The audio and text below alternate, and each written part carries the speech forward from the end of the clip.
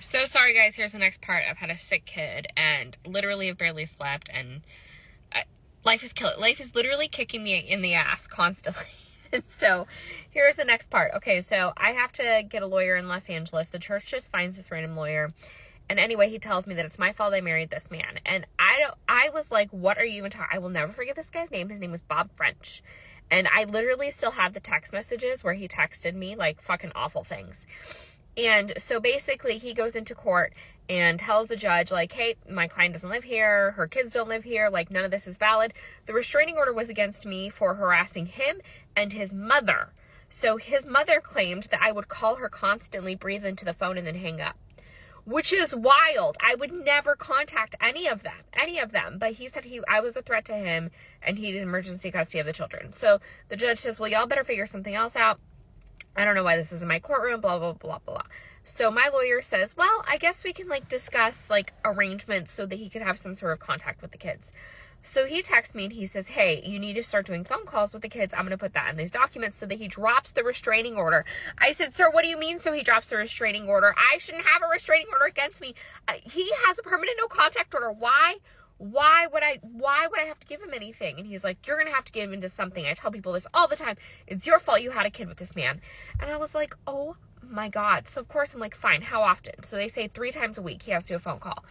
And I was like, that's fine. Whatever. We'll do phone calls 3 times a week so he can tell them that he works for NASA. Like, sure. Of course. That's so healthy for my kids. So Bob French says, awesome. Well, he sends the bill, right? And so I forward the bill on to my bishop because my bishop was paying all of my lawyer's fees at this time. So I forward the bill on to my bishop. My bishop then pays the bill. Bob French calls me and says, what do you mean your church is paying? And I was like, what? And he's like, I was led to believe you were like some single mom. And I was like, I am a single mom. Like, what are you talking about? He's like, well, you didn't tell me the church was paying for you. If I knew the church was paying for you, I would have charged you a lot more. Bob French, you're a fucking trash. And so I was like, okay. And so Bob French was pissed, but whatever. Now my kids have to do phone calls with this psychopath. And in the meantime, he's being charged with bigamy. So this is like, we move on until like July of 2018, I believe, to July of 2018. And I was so excited because I was like getting ready to be on like the year mark of like separated. So that way I could file for divorce in North Carolina. But the bigamy charges were still pending. That she was going through it. Like my sister wife was really going through it with him. And, but he had stayed away from me and the kids, and he just sent packages constantly. So I got packages with crazy ass shit, guys, like magnifying glasses, coloring books where he took out the coloring pages and put Sherlock Holmes inside of them, CDs to learn world languages, empty trash bags, open boxes of Pop-Tarts. I mean, wild. Nothing ever of value, just crazy shit that he would send. And so I'm getting excited that pretty soon I get to get, divorced or whatever. My bishop pulls me in his office and he's like, all right, we're coming up on the year mark. And he's like, but that means we're going to have to make sort of like custody arrangement or whatever. And we're going to have to go through court for custody. And he's like, so we got to figure that out. He's like, we'll do whatever we can to keep the kids safe. I understand that you want like a divorce as quickly as possible, but if it's not quick, like you have to understand that like you can't date. Like if you do, I will love my bishop for this forever. I love him so much. He goes, if you do date, I need it to be on the down low. Like, my bishop is here telling me, like, if you do date, I need it to be on the down low. And I was like, Bishop, I'm not dating, but thank you so much. It made me die. He was so funny. And so I was like, no, I'm good. Well, July rolls around and I get a letter. I get a letter in the mail from Arizona, which is where I'm from the town that I'm from the courthouse. And I was like, what the hell is this? So I open it and it is a letter stating that my ex has been granted an annulment of our marriage. An annulment of our 7-year marriage. He got an annulment. And I was like, what the fuck are you talking about? How can you get an annulment for that? What are you even talking about? And I guess it was in 2018 because we left in 2017. Yes, this is in 2018. I was like, an annulment? So I call up the courthouse. I'm like, can you tell me what exactly happened? And they were like, you would have to get the records to know what exactly happened. You would have to get somebody to pull, the records, whatever.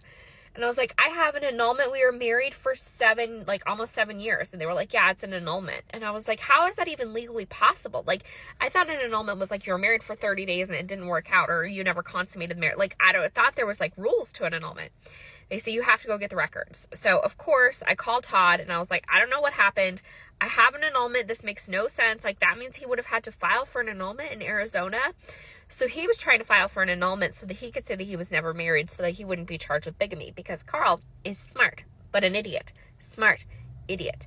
So Todd says we need to get those records. Of course, my church, as always, is like, find an attorney. We'll figure it out. So I find an attorney in Arizona. I call him up and I was like, hey, this is the situation. I tell him. He says, you know what? I'm not going to charge you anything. I'm just curious what is happening here. He's like, the curiosity killed the cat. I'll run down and grab the records. It's fine. He's like, you can like send me like $30 for it. I'll go down and find the records. I'll send them to you. I'll send you a picture of them. And I was like, okay, because we were concerned if the annulment was granted, where did that leave the kids? What was custody of the kids decided? How did this all happen? They go down and pull the records. This man, Carl Robertson, created his own fake processing serving company. Okay, let me back up. So he got an annulment and he said, okay, focus on it. I have ADHD. Sorry, guys. So he got an annulment. He said that he never knew he was married to me. So he says that when we got married, we went and got the marriage certificate together, but then I fake married him because he never signed it, and I forged his signature and turned in this marriage certificate. He was never aware of the fact that we were married. What are you talking about? Married? Who? Who's married? Not Carl. And I was like, what? Who would believe that shit? What judge would sit there and believe that? Like, what are you even talking about? I'm like, but I wasn't present. And he's like, you were served. I was like, no, sir, I was not. I was never served with anything. What are you talking about? He's like, this process server company served you. And I was like, what is the company? Sherlock Holmes Processing Company. He created his own fake processing serving company to fake serve me papers so that he could go show up for court and I wouldn't be there to argue anything. And he says, but get this, no custody was awarded of the kids. So basically, like, the kids don't belong to you and they don't really belong to him. Like, you're going to have to go and, like, get an actual custody order in place because right now the kids are in limbo. He's like, there should have never been an annulment granted when there's kids. I don't understand how this happened. And he's like, you could try to get this, like, the annulment annulled. Like, you could try to go and get it, whatever. And he's like, you could hire me, we could do it. And I was like, okay. So I call Todd. Todd is livid because Todd's still going through it with Carl in the Vegas case. And so Todd's going through it. He's like, what the hell? He's like, I want to talk to the judge. I want to figure something. Like, the court has been defrauded. I'm like, well, what do you want me to do? He's like, call the judge. So I call the judge's chambers and they're like, you can't talk to the judge. You cannot talk to the judge. And I tried to tell them what's happening and they put it on hold and they come back like 20 minutes later. They're like, you can't talk to the judge. What you could do is you could file for this to be annulled, and really it would annul the annulment and you would still be married to him. And then you would have to go through other courts. And I sat there and I was like, I don't want to be married to him. Like, we got to figure out custody, but I'm not married to him anymore. Why would I annul the annulment? Like, I'm like, what? That doesn't make any sense. And I was like, well, only if it was going to mess up the Utah case. So I call the prosecutors in Utah and I'm like, hey, did you guys ever move forward? They're like, we already moved forward. Like, he's already being like, it's already a done deal. I don't care if he got an annulment. I was like, okay, awesome. So it's not going to mess anything up. They're like, no. So I talked to my bishop and I said, hey, here's the deal. Told him everything. My bishop was like, it's your choice. Like, do you want to fight this or do you want to just let it go and be not married? And I was like, I want to be not married. And he's like, I think you should be not married. So that is the only crime Carl has ever committed that benefited me. That is the only crime Carl ever committed that benefited me. Thank you so much, Carl. If I could thank you for anything, buddy, it is for saying that I fake married you. And that you didn't know you were married to me for all these years. Fucking wild. Only Carl Robertson would that happen to.